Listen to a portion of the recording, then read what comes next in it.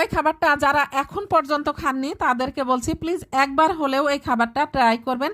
আশা করি আপনাদেরও অনেক বেশি ভালো লাগে যেমনটি আমার ভালো লাগে।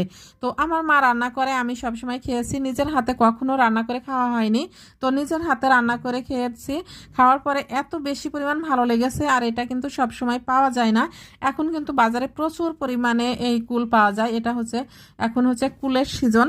তো এইটা হচ্ছে টক কুল। তো দেখেন এখানে আমি 250 গ্রাম কুল নিয়েছি, যেটা আপনারা বড়ই নামে চেনেন। তো আমি সুন্দর করে বোটাটা ছাড়িয়ে নিয়েছি, তারপরে খুব ভালো করে ধুয়ে নেব।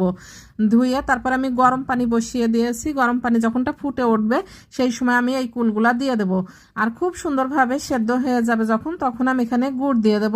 ওখানে দেখলেন আখের গুড়, এই যে শক্ত যে গুড়গুলা দানা দানা, সেই গুড়গুলো আমি সুন্দর করে ভেঙে গুঁড়া করে নিয়েছি। এখানে হয়তো বা ঝোল গুড় পাওয়া যায় না, তো আমি এইভাবে রান্নাটা করেছি। এই যে স্বাদ মতো লবণ দিয়ে দিয়েছি। এখানে কিন্তু